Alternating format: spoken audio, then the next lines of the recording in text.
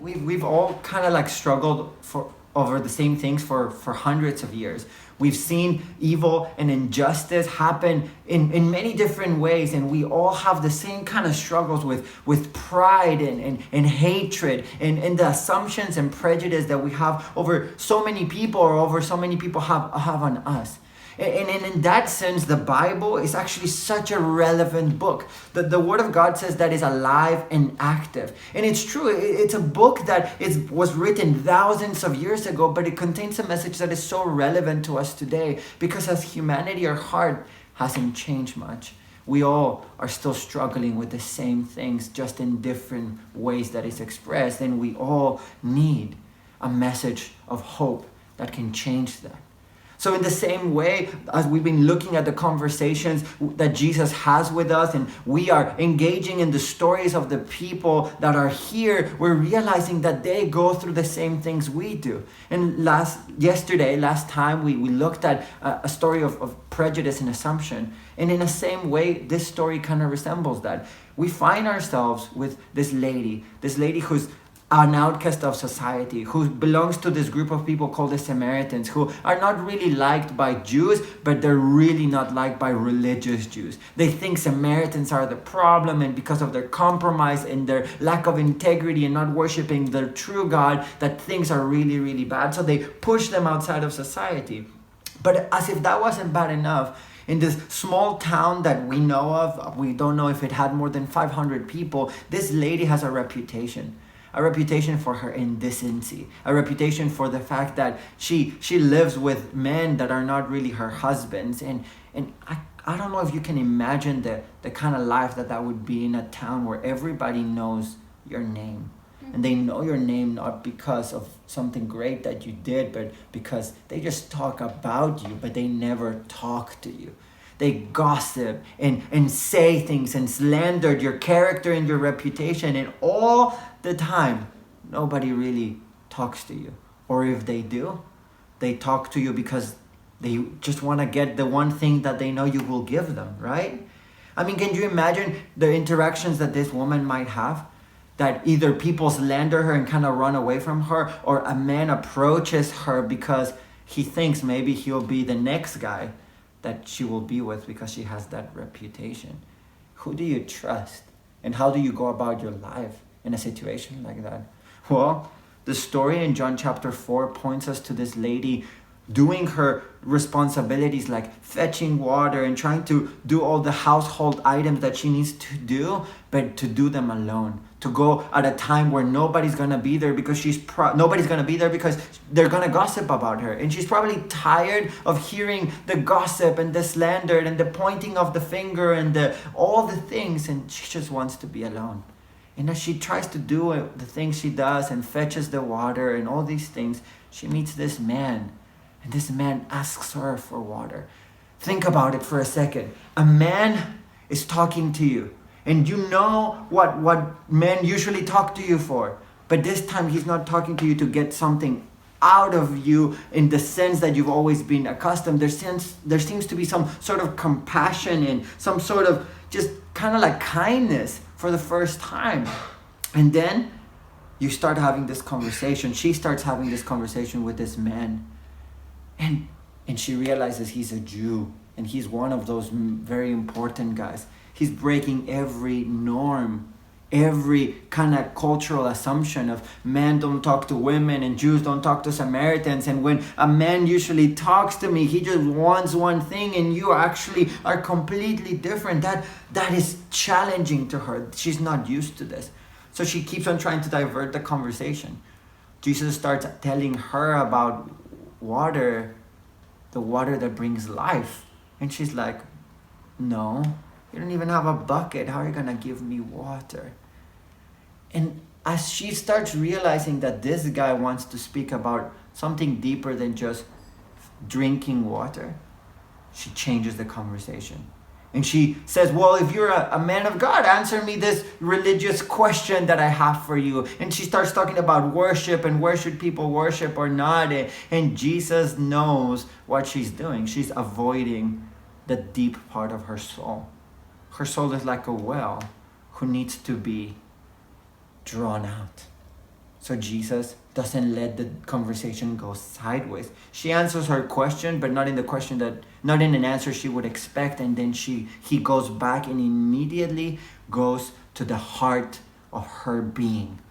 And he tells her, go find your husband. Probably the most sore topic for this lady to talk about.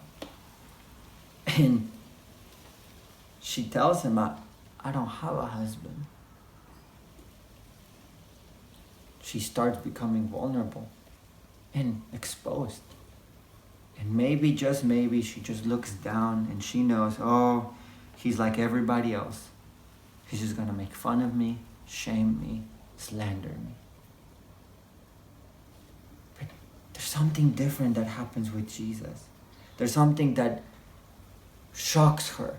That she kind of interrupts this conversation and she goes back to the town, and for the first time she wants the attention that everybody's giving her, because she wants to tell them about somebody that is so different than whatever else she's experienced. And what is interesting to me is that as you're reading the story, in verse 29, she goes into the town and she's telling people, come, meet a man that told me everything that I ever did.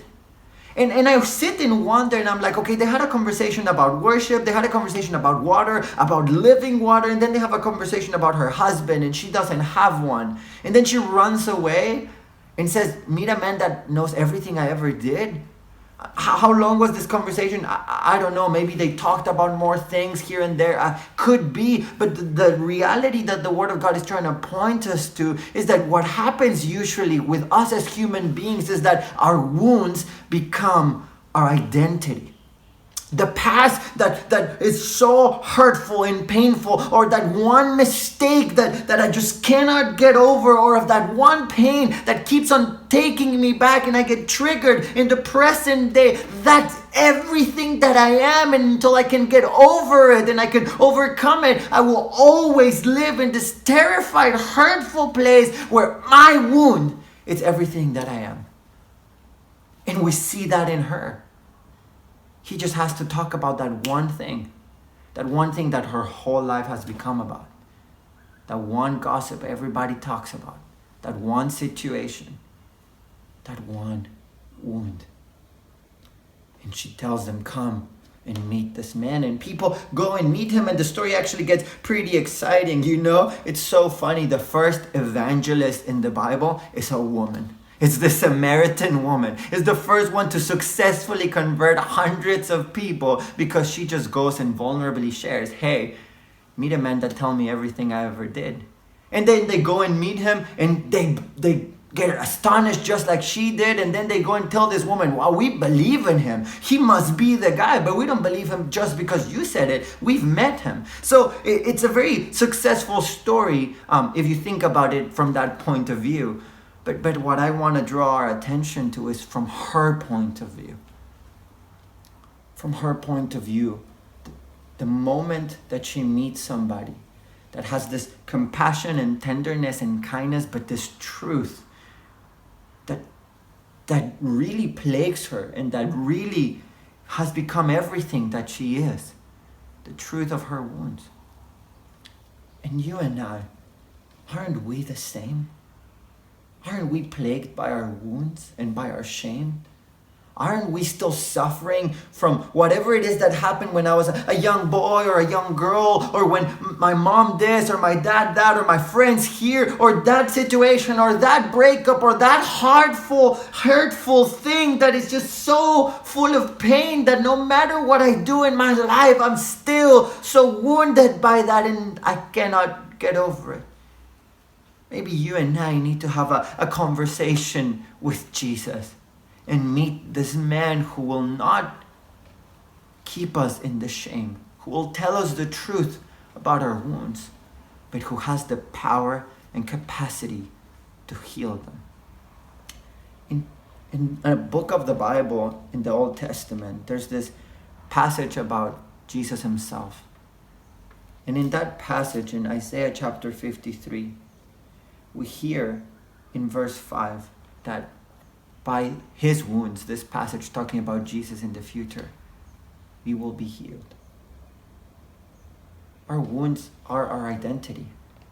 So what if we let his wounds become our identity?